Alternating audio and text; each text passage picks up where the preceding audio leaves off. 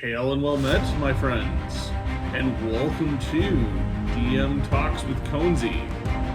On this episode, we're going to talk about Session 0 and how you can approach it. And of course, who is Conzi and why should you listen to him at all? Anyways, stay tuned to find out.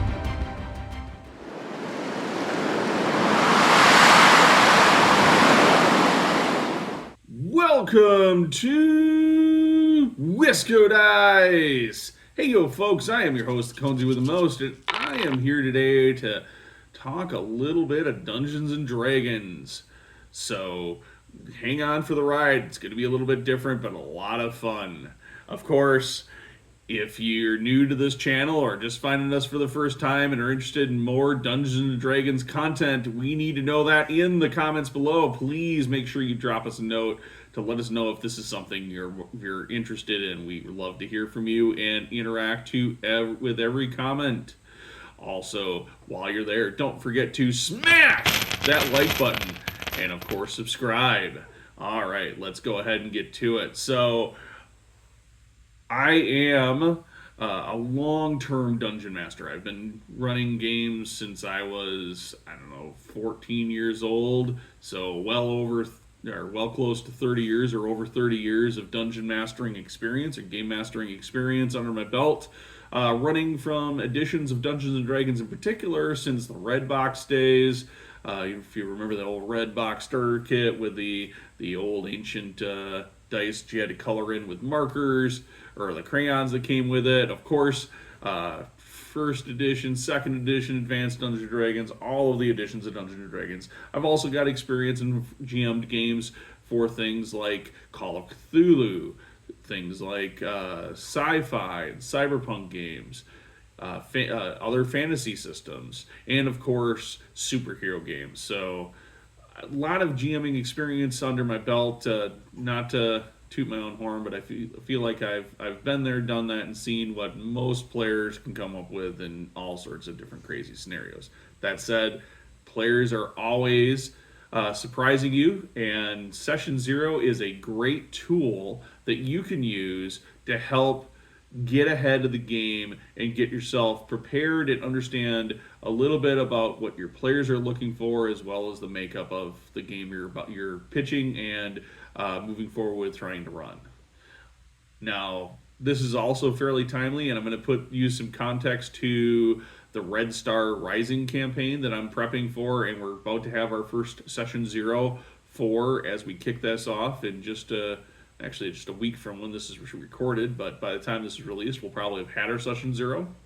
It's really timely, and I plan on, what I'd like to do is have very similar content as I continue to go through the Red Star Rising campaign, and using that as context for these videos. Now, what is the Red Star Rising campaign? It is a product line from a little company called Gooey Cube, who I am a big fan of. And their goal is to help try to make the GMing experience easier for us, the GMs. And of course, make a very immersive and awesome experience for your players. Now, they do that by providing you all sorts of handouts in the forms of beautiful artwork for all of the various encounters. A large number of the NPCs that the players encounter have handouts, as well as a little text about to remind the GM what that NPC, who that NPC is, or what their role is, or little hints about that NPC on the back of that handout. So when you're showing the players, you can go, "Oh yeah, that's right. This character is supposed to be this." And leaves you plenty on the back to put extra notes or whatever you need to. That will be quick glance notes. Of course, they also provide you a general adventure book that gives you all of your standard adventure book, your keyed text, all of that kind of stuff that you'd expect in an adventure book. But then when it comes to monsters and other things like traps or special encounters, there's a DM's handbook also included. Both are spiral bound, allowing you to flip to the appropriate pages in both as you go into a combat encounter, so you can read the text and then immediately have the monster stats right there. All of these things go a long ways, but this type of stuff does need prep. And in a future episode, I'll talk about how I prep, particularly for the Red Star Rising campaign. But first, let's go ahead and talk about session 0 and getting this going for your players. So I'm going to kind of lay this out in 5 tips that I use, 5 major categories for what I use going into session 0 to make sure that these are always hit, regardless of the game. Now, my Red Star Rising campaign is going to be, hey, it's the same player group I've just been running games for the last 2.5 years. So you'd be like, hey, Conesy, you know all the stuff your players are expecting and want. Probably, but there are still very important parts of all of these 5 points that I still use in a session 0 with that existing group. So first tip here is going to be what to expect. And this is really a threefold thing. So prior to session 0, it's important that I've already laid out my pitch. I've already laid out suggested scheduling so the players know when sessions are going to be expected from them so that they can look at their calendars, how long the campaign is intended to run, so they can also look at their calendars and understand, okay, this is going to run for maybe a year, I'm going to have a year commitment or 6 months commitment or whatever that commitment is for the schedule. Can I actually do that? As well as the pitch for the campaign that's basically, here's a high-level overview of what I'm going to run. So in this particular case, my pitch happened to be, here I'm going to run the Red Star Rising campaign from Gooey Cube. Here's a little blurb on their website that tells you what it's about. And here is the schedule that I'm going to be using. It's going to be the same schedule we had previously. Any issues with that, please let me know. Otherwise, here's the day for session 0.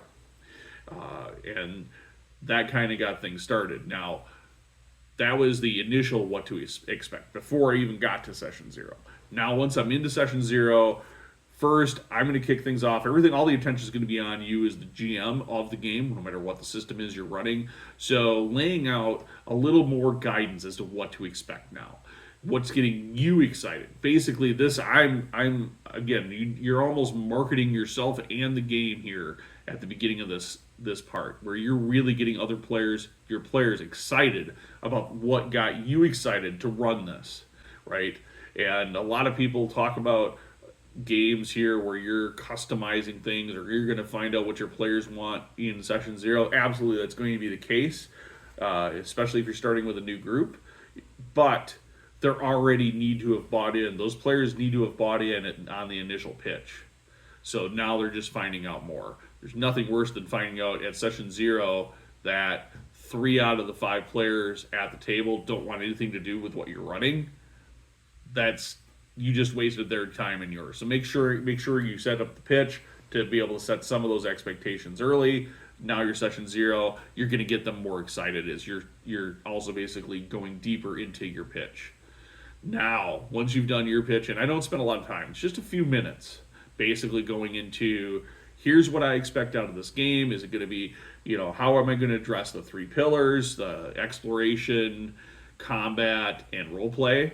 How am I going to address, is this more of a horror game? Is this a fantasy adventure game? Or are we going to be, you feel like you're more a hero and heuristic? All of those kind of things need to kind of be established. So once I've done that, once I've kind of given that pitch, then I'm going to talk about what do I expect as a DM from my players, okay? So there are going to be certain expectations that I'm going to expect from them. These expectations could be things like eating at the game table, cursing at the game table, certain things that maybe I, as the dungeon master, have as taboos that I do not want to bring to the table. How or when it's appropriate to get outside interruptions at the game table, such as texts from family members or other friends. All of those things I address right away. I address a very important thing that I expect the players to be comfortable with their rules. I don't expect to be an expert in the rules either, but I expect the players to have a good understanding of where things are located on their character sheets. If they're spellcasters, to have a good idea of what spells they have prepared and what those spells are capable of. And also, I set expectations to how we're going to use the various components. Is this going to be a pen and paper game? Are we going to use digital tools? Is this a strictly online game? what is that? Okay, so those are my expectations. Then I lay out and I open it up for the players. Okay, the players, I want them to lay out not only their expectations for me as the dungeon master, but also for each other. And I want this to be an open conversation. If there are concerns or problems that they have or that they want to make sure that are addressed, I want that open conversation to happen at the table. And I'd like to have that happen at session 0 so that when we get into session 1 or session 2, if a player is stepping out of those expectations, I can go back to what we talked about at session 0 to help rein things in as the dungeon master or as the game master. All right, so that really establishes that what to expect. And usually that what to expect section of the time, I'm going to try to aim for that no longer than 30 minutes of at the table time. So part of session 0 from the GM's perspective is trying to manage the time appropriately so that you can get everything you need to get accomplished in this session. And our sessions that I run are typically 4 hours. Next thing is a big thing, and it falls a little bit into that what to expect area, but I want to call it out very importantly because this is a very important concept these days, and that is technology. As the world becomes more and more interconnected, technology becomes more and more part of the games that we're playing at the tabletop, whether it's board games, RPGs, miniature games, etc., etc. Technology can also be a huge distractor at the table as well. So you want to address this right up front, and I call this out as a special bullet point just to make sure that it is called out, because are we going to be allowing people to have their laptops, or if it's an online game, technology becomes a little bit different. If I'm running an online game, hey, I want to be able to see you. I want you to have your cameras on. I want you to have your cell phones put away. We're focused on the game the whole time. If I'm running a in-person on the tabletop game, I can say that, like my last game, for example, we used a lot of tools like D&D Beyond and digital rule books for reference in the game. In this campaign, my new campaign, we're going to be doing much more of a traditional pen and paper game. So technology should be only there if you have digital rule books. I don't want to see people texting or having your phones hearing your phones make noises during the game. So make sure your phones are silent. Make sure that you're not checking your phones constantly unless you're using them for looking up rules. And I'm a big fan of, instead of using sticky notes for passing notes to my players, that I use Discord. So I have a special Discord channel. So hey, make sure that you're joined to my Discord. Make sure that you're in the channel so that you can get your notifications, as well as if I private message you on Discord, because you get character specific knowledge or text that I need to send to you that you may need to interact with or need to interpret as part of the game. Those are all things that I talk about in my technology and what I expect from the players, but I also allow the players to provide some feedback on some of those thoughts as well, such as if there's parents or something like that, and they need to be able to deal with their kids. Okay, let's talk about it, because when that comes out, it lets all of the other players at the table hear that, and so they understand what's going on if that player is getting a text message that they have to interact with during the game. Of course, you still want to try to keep that under control, but because it can still get to be distracting. But if it's set up front as an expectation for all of the players, everybody understands what's going on and what's expected. Next up is rules. And almost every Dungeons & Dragons game that I've ever played, or any other RPG, has had some level of house rules. It seems to me anyways, that it doesn't matter who the GM is, for whatever the system is, nobody is ever perfectly happy with the system entirely. And so there are always some house rules. And usually those house rules are there to help maybe streamline the experience for the group, or to adjust something that doesn't maybe make sense, or adjust something with how that GM runs their games. In particular for me, I tend to run miniature heavy RPGs, so I want to make sure that I'm addressing some things that are going to be provide some tactical capabilities that maybe aren't in the core rule set that will help in game, so that players maybe have a little more incentive to move, or players have an incentive to swarm or outnumber a single opponent, or other things like that, or gives me as options as a GM. Of course, I want to be able to talk about all of those at the table, make sure everybody understands what each house rule is, how it's going to impact their characters, and how it's going to impact the games. Sometimes house rules inadvertently weaken certain character choices, and I certainly never want, as a GM myself, to weaken or make a certain character choice sound worse. So if there was a character choice that a player wanted to have, and I've inadvertently weakened it by introducing a house rule, I want to be able to talk with that player and go, okay, I don't want your choice of maybe choosing this route of being a Gloomstalker, for example, be something you can't choose. So, or that you feel like you're getting gimped by the game. So how do we adjust the house rule to make your character still feel extra special? Then we can sit down and we do character generation. Now, I know a lot of groups don't do character generation at the tabletop. I think this is a really important aspect of Session Zero. My previous campaign, we didn't do this, and it caused some issues. So, when I say it caused some issues, what I mean is that the party had, of players, we had 6 players at the previous campaign, they did not necessarily consider how their characters were going to interact with each other, how their backgrounds were going to be linked together, or how their skill sets would interact with each other. So we ended up with a group that had very strong damage output, but very little in the way of being able to absorb damage or heal from damage. Now, fortunately, the style I orientated the style of game that I was running a little bit to the player components, but also it made things a little bit awkward from how these characters came together and were interrelated, and I had to stretch things a little bit at the beginning to bring them together as a group by engaging the players at the table to do the core character creation at the table. It allows for a discussion with the players so that while they may have an idea or a concept that they want to bring to the game for what they're thinking they're going to play, and maybe even some background elements, some history elements that they've read from some of the pre-materials that I've sent them ahead of the game to get them prepped, it's still very good for them to go, oh wait, we have 5 players in this game and none of us have any healing abilities. Oops, maybe we should address that.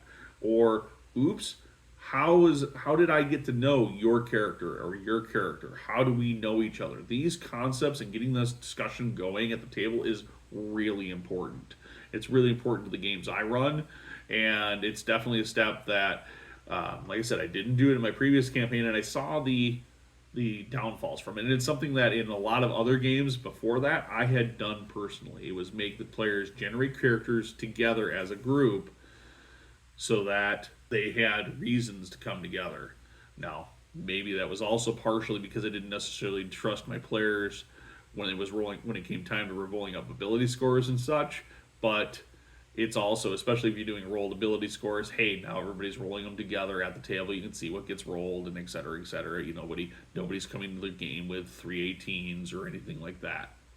Not that I don't trust my current player group, but there are players out there that will push things or will try to get away with things, and so doing that also at Session Zero helps you prevent that kind of behavior and sets a clear message that those kind of things are not going to be acceptable. The biggest thing, though, that I want you to get out of the reason why you do character generation at the table, though, is really to allow the characters and the players to bond. Now, I always want to try to reserve about an hour to an hour and a half of Session Zero to actually get gameplay going. So I don't expect the characters or the players to get their characters fully fleshed out with full backgrounds and et cetera, et cetera. We're going to work on that between Session 0 and Session 1, and I'm going to work with them to bring their backgrounds together, so I don't allow my players to create a backstory entirely independent on their own.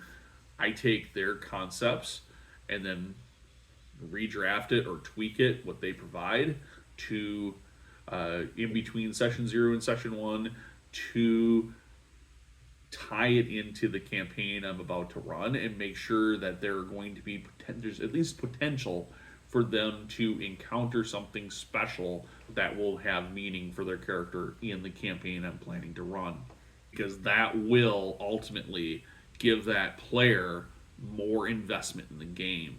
Of course, I don't just go willy-nilly on those background changes. I allow my players to ultimately be the final say of those character backgrounds, so they always get final approval. Like I said, my final point here is I want to make sure that there is about an hour to an hour and a half left in the session 0 so the players can actually play the game and play with the characters they've done. So making sure that they have the ability scores, their weapons, their spells, their attacks, the main pieces of the character that they're about to play is ready to go.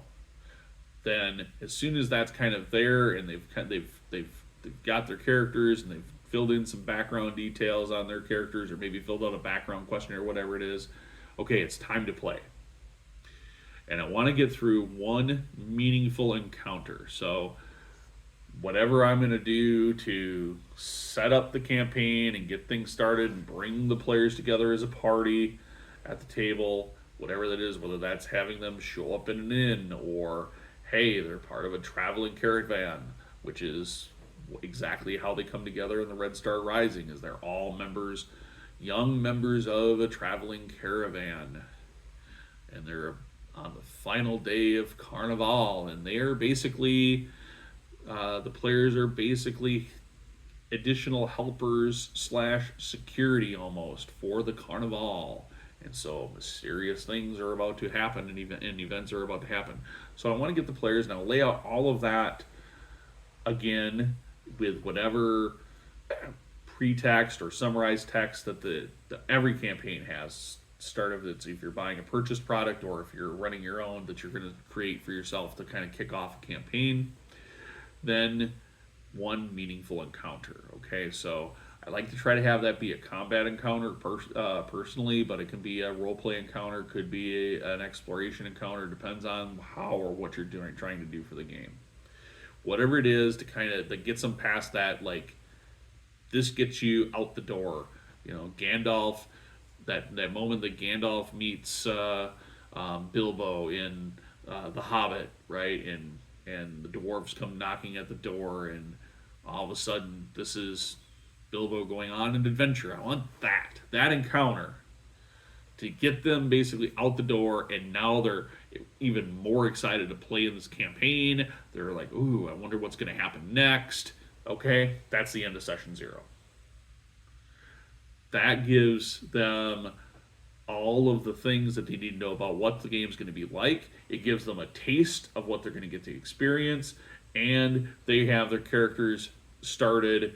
They have a good idea how they're going to work together and how they're going to work together as a group. Now that doesn't, these concepts spin over more than just fantasy RPGs. You could use these in horror games. You could use these in tabletop game or in other genres, sci-fi, superhero, etc., etc. The concepts are the same regardless of the system. But in this case, I've tried to tie things a little bit back to the Gooey Cube Red Star Rising campaign I'm about to start. If you're interested in Gooey Cube, I'd recommend you check them out. I'm a big fan and have been since I got turned on to them a few years ago. But it's not the only RPG game that I have run or campaign that I have run that's been a commercially sold product. So, all right, well, that is it for this round of GM tips. I hope you enjoyed it, and I hope you found some pieces that were useful out of this. Of course, if you have other things that you do in your session 0 that you find or have experienced as a player that you find that are useful, let me know in the comments below. Would love to get that conversation going, and of course, reach out to us on our Discord or on any of our social media if you are interested in hearing more or seeing more from us. Hey there, it's Conzi. Thank you so much for watching. We put out videos weekly here at Wisco Dice. Check out our channel for more great videos and don't forget to subscribe. We also have more great content on our website at wiscodice.com. Of course, we do this all for you, the viewers, so please like the video if you enjoyed it, and thanks for watching.